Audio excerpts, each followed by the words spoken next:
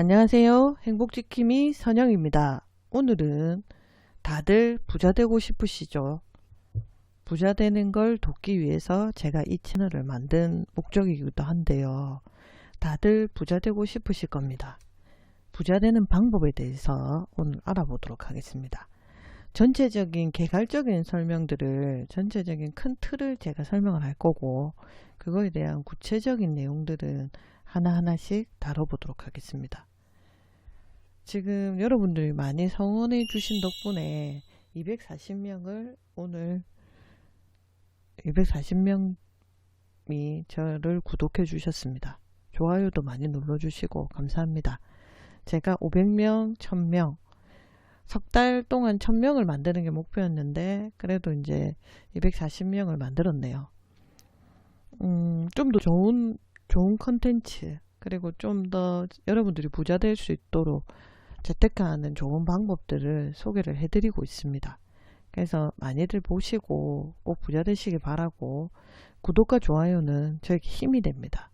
여러분들이 많이 봐주시고 성원해 주실수록 제가 좀 더 좋은 컨텐츠로 진정성을 담아서 하도록 하겠습니다. 부자가 되는 방법에 대해서 말씀을 드릴게요. 부자가 되는 방법은 제가 보기에는 제가 10가지로 한번 이렇게 정리해 봤습니다. 그래서 여러분들 이거 보시고 요대로 10개를 하신다면, 제가 생각할 때는 이제 제가 하라는 대로 장기적으로 꾸준하게만 하신다면 저는 누구나 다 부자가 될 수 있다고 생각하거든요. 단기간 안에 빨리 부자는 되면 좋겠지만, 그렇지 않아도 내가 이제 노후가 되어서 60세, 65세가 되어서 은퇴를 할 시점에 여유롭게 살 수 있다면, 여유롭다는 거는 보통 부자는 뭐라고 생각하세요? 라고 이제 사람들한테 물으면 보통은 내가 바라는 30평대 아파트, 그리고 중형이산 차, 그리고 금융자산이 어느 정도 있는 그런 사람을 부자라고 생각하신다고 하시더라고요.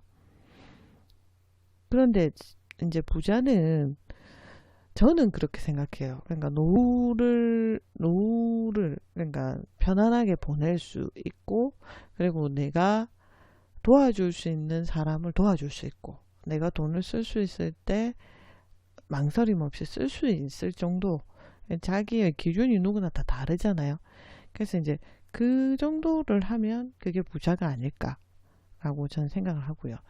그러면 이제 부자가 될 수 있다는 긍정적인 생각과 마인드가 첫 번째 좀 필요하다고 생각해요.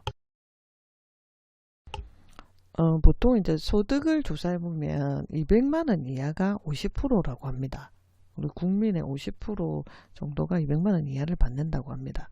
그러면 이제 한 100만원 정도 이제 생활비라든지 여러 가지 지출, 고정 지출이나 변동 지출들이 나간다고 했을 때 100만원 정도를 저축을 했을 때 그 돈을 모아서 내가 무슨 부자가 되겠냐라고 보통 생각을 많이들 하세요. 그리고 이제 뭐 경력 단절 기간이라든지 여러 가지가 또 변수들이 발생할 수가 있잖아요. 그런데 내가 이런 상황에서 무슨 부자가 되겠냐, 이렇게 생각을 많이들 하시죠. 그런데 부자가 된다고 생각하는 거는 돈이 들지도 않고 내가 실천을 하겠다고 생각하는 그런 생각들만 있으면 누구나 저는 다 부자가 될 수 있다고 생각하거든요. 그래서 이제 부자가 될 수 있다, 나는 부자가 될 수 있다 라고 하는 생각, 긍정적인 마인드, 이런 게 필요하고요. 제가 볼 땐 그게 제일 먼저 필요한 것 같아요. 근데 대부분 보면은 90% 이상이 내가 무슨 부자가 돼, 내가 지금 이런 상황에서 200만원 받아서 언제 부자가 돼, 이렇게 부정적으로 생각하시죠. 근데 부자들의 특징을 보면 부자들은 긍정적인 마인드와 생각을 항상 가지고 있습니다. 그리고 일단 뭔가를 실현할 때는 꿈이 커야 되죠. 나는 부자가 될 수 있다 라고 생각을 많이들 하시고, 마인드를 가지시고 긍정적으로 생각하시고, 이게 첫 번째 저는 필요할 것 같고요. 그리고 이제 두 번째는 돈에 대한 생각이 변해야 됩니다. 우리나라는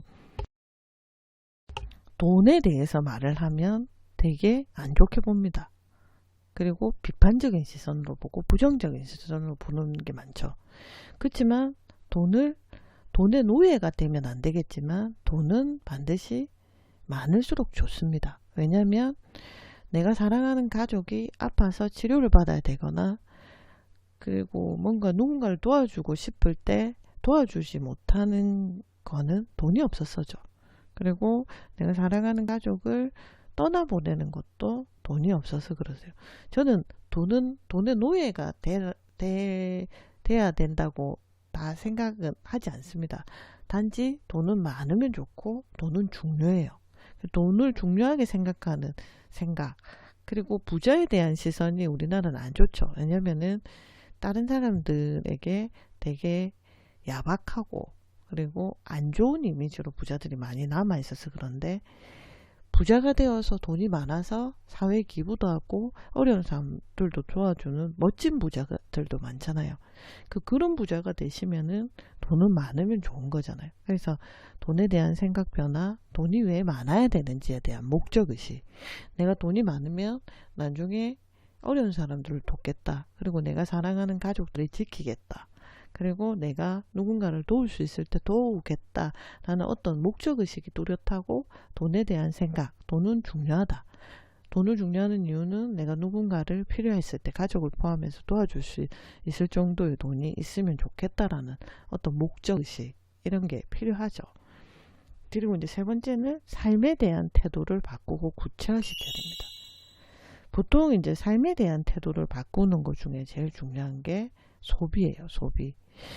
보통 상식적으로 생각을 해봤을 때 내가 이제 200만원 중에 100만원을 저축해서 1억을 모으는데 9년이나 10년이 걸립니다. 맞죠? 그러면 내가 좀 더 빨리 이 돈을 모으기 위해서는 두 가지 방법이 있죠. 하나는 돈을 많이 벌거나 아니면 적게 쓰거나. 근데 돈을 많이 버는 거는 한계가 있습니다. 물론 직장에서 내가 몸값을 높여서 내가 좀 더 능력을 발휘해서 많은 돈을 받으면 좋지만, 사실 현실적으로 그건 불가능해요. 불가능하다기보다는 어렵죠. 그러니까 현실적으로 직장인들이 같은 경우에는 어려운 경우가 많죠.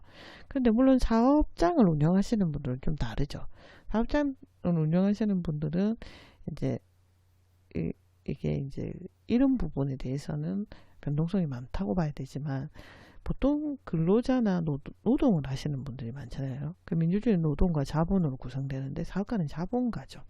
근데 이제 노동을 하시는 분들이 이제 노동자가 되는데, 이런 분들은 이제 막 이게 시드머니라고 하죠. 내가 만약 목표 금액을 10억이라고 잡았다 하면 그걸 10분의 1을 가지고, 제가 저번에 영상 때 그 얘기를 했는데 10분의 1을 가지고 그걸로 이제 자산 배분도 하고 포트폴리오를 제가 짜라고 전에 말씀을 드렸는데, 그렇게 했을 때 중요한 거는 소비를 줄이는 게 더 쉽죠. 수입을 늘리는 방법이 있고 소비를 줄이는 방법이 있으면 소비를 줄이는 게 더 쉬워요. 왜냐하면 어제보다 내가 1,000원이든 10,000원이든 적게 쓰게 되면 그게 수익률로 봤을 때 내가 수익을 10%, 5% 더 내는 것보다 그거를 줄이는 게 내가 수익이 더 빨리 난다고 합니다. 그래서 이제 적은 소비, 나은 생활을 하시는 게 중요하죠. 어렵지 않죠. 어제보다 내가 돈을 1,000원이든 10,000원이든 더 적게 쓰고 더 계획적이고 현명한 지출 습관을 갖는 거죠. 그 계획적이고 현명한 지출 습관 중에 이제 뭐 카렌더 달력에 10,000원씩 이렇게 현금으로 꽂아서 쓰시는 분들, 그리고 내가 지출이 안 나간 날을 달력으로 이렇게 표시해서 지출 습관을 기른다거나, 뭐 이런 여러 가지 방법들이 있는데, 무조건 어제보다 오늘 소비를 적게 하고 좀 더 내가 나은 생활을 했다 라고 생각하도록 계속 이렇게 발전시켜 나가면 될 것 같고요. 그리고 우리나라는 제일 많이 들어가는 게 사교육부입니다. 그러니까 자녀들의 교육비나 결혼자금 때문에 노후가 준비가 많이 안 돼 있죠. 우리나라가 그 노인빈곤율이나 자살률은 1위고요. 노인빈곤율도 거의 OECD 국가 중에 거의 탑에 해당이 되거든요.